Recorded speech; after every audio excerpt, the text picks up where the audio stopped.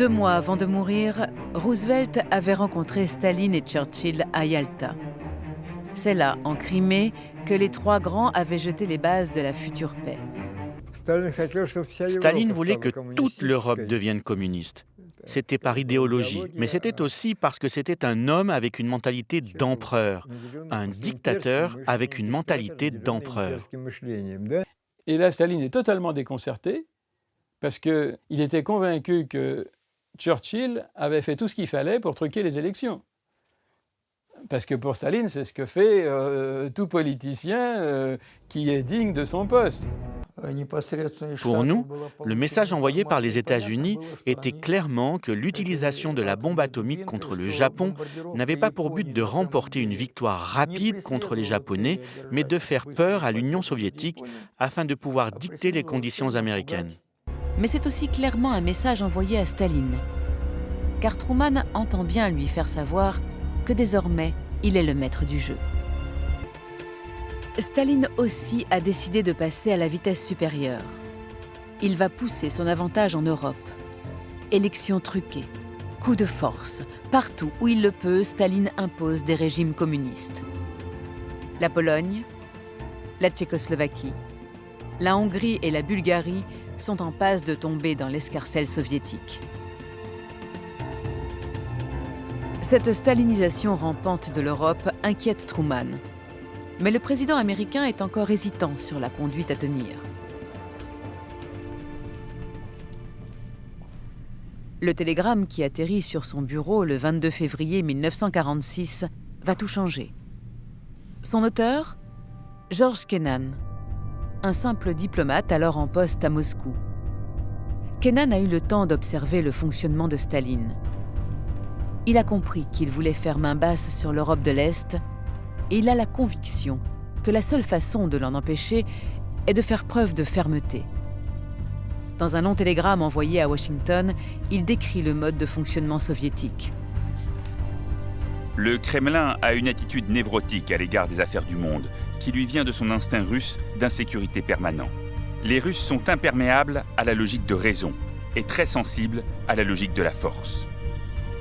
Kennan explique qu'il est inutile de chercher à rassurer Staline. De toute façon, Staline ne peut pas être rassuré, ne veut pas être rassuré, puisque ça lui permet de justifier la dictature. Mais en revanche, soyons fermes face à Staline, parce qu'il comprend le rapport de force, et dès que les Occidentaux sont fermes, en fait, Staline est prêt à se retirer.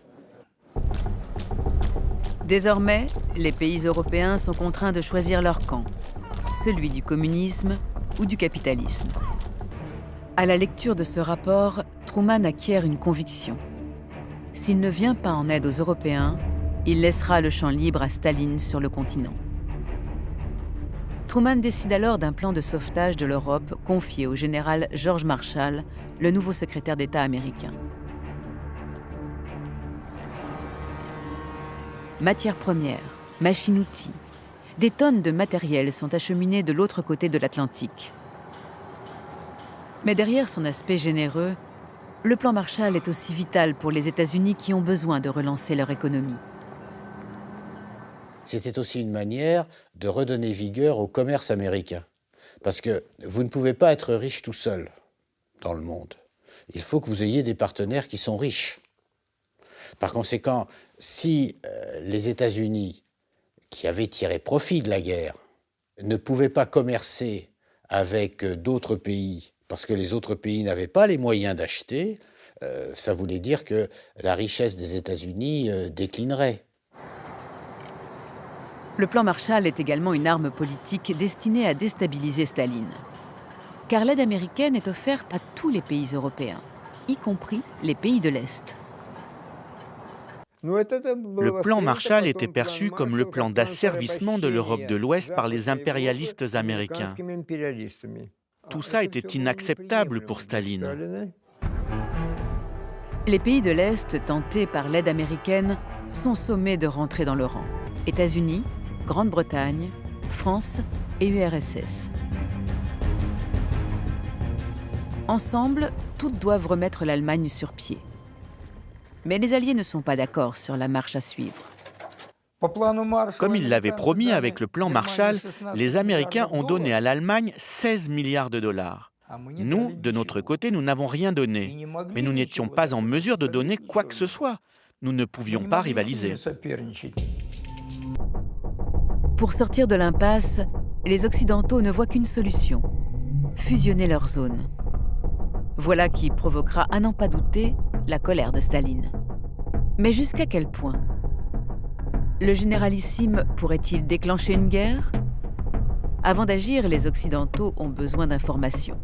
Et pour cela, il n'existe qu'un seul moyen: l'espionnage. Face à la CIA, les services secrets russes du GRU et du KGB sont également très actifs. Mais eux ont une longueur d'avance, car leurs services de renseignement existent depuis la Première Guerre mondiale. Berlin va devenir la capitale de l'espionnage. Dans la rue, dans les administrations, dans l'armée, partout se cachent des espions. Tous, quel que soit leur camp, ont le même objectif: déchiffrer les plans de l'adversaire pour le prendre de vitesse. L'espionnage, c'était un nouveau style de guerre dans lequel on n'avait pas besoin de pistolets. On pénétrait au cœur du système de pensée de l'ennemi.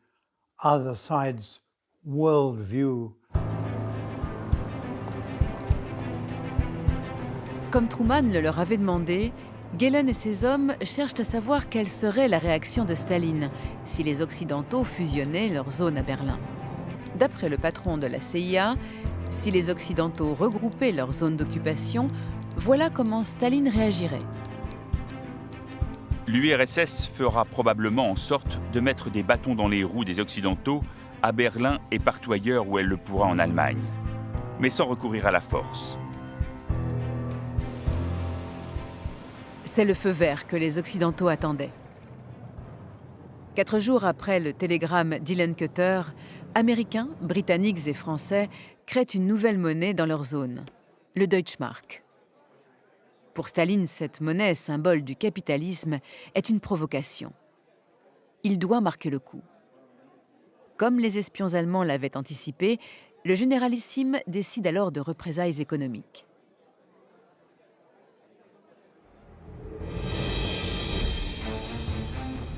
Le 24 juin 1948, il fait couper toutes les voies d'approvisionnement de Berlin-Ouest. 2,5 millions de Berlinois sont pris au piège. Sans vivres, ils ne pourront pas tenir longtemps. À Washington, une partie de son état-major pousse Truman à réagir par la force. Mais il ne voulait pas non plus apparaître faible et montrer que nous ne réagissions pas. Car si vous laissiez les Soviétiques bloquer Berlin, ensuite, ils feraient la même chose ailleurs. Ce que Staline n'avait pas du tout imaginé, c'est que les Américains, les Anglais et les Français réunis avaient les moyens de maintenir pendant 11 mois un approvisionnement de Berlin-Ouest au rythme de 6 000 tonnes par jour. Pour se chauffer aussi, c'est le système D. Les Américains n'envoient pas suffisamment de charbon, alors les Berlinois prennent le bois là où ils le trouvent. Les Américains, eux aussi, sont déterminés à tenir coûte que coûte. Et comme Gehlen l'avait prévu, Staline ne donne pas l'ordre d'abattre les avions américains.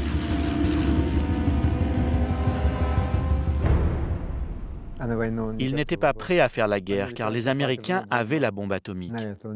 Ça fait exactement l'inverse de ce que voulait Staline, qui voulait toujours semer la zizanie entre les Alliés. Ça scelle la réconciliation et l'amitié entre le peuple allemand et les Américains, bien entendu. En fin de compte, notre politique sur le continent nous emmène vers une situation où il n'y a que 3 solutions. Un effondrement soviétique, une désintégration de notre propre position ou une terrible guerre. Cette menace d'une terrible guerre pèse chaque jour un peu plus sur le monde. Pour Truman, la surprise est grande.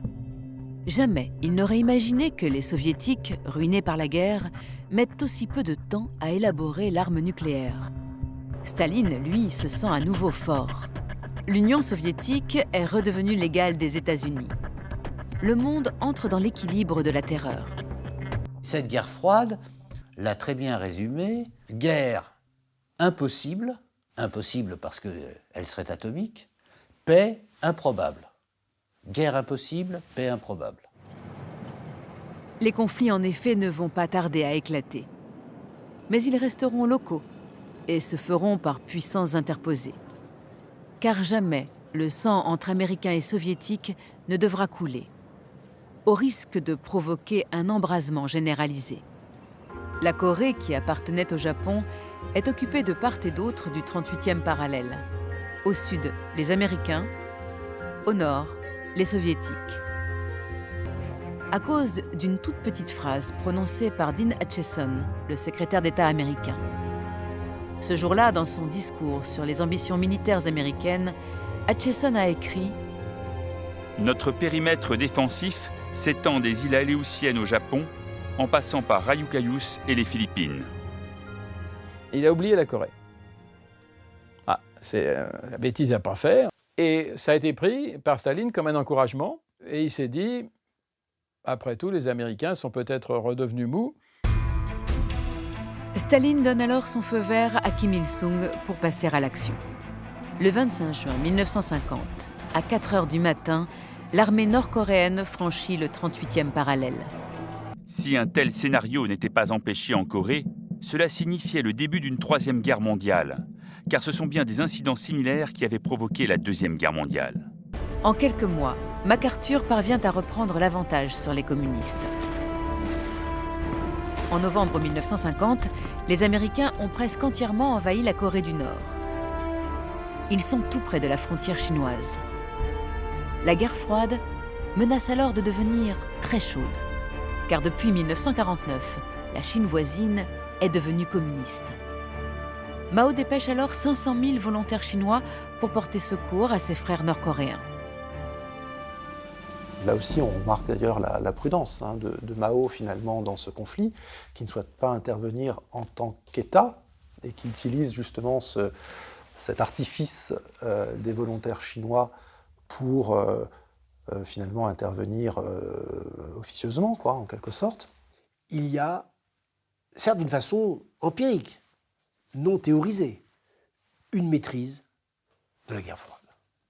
Chacun avance, mais chacun fait en sorte que tout soit maîtrisé pour que la guerre froide ne devienne pas une guerre générale, mondiale et nucléaire. En Corée, le conflit s'enlise. Et c'est un événement totalement inattendu qui va mettre fin à la guerre. Staline va disparaître. Staline vit désormais ici, en reclus. L'homme qui fait trembler la planète entière s'est enfermé dans un délire paranoïaque. Il a peur d'être assassiné.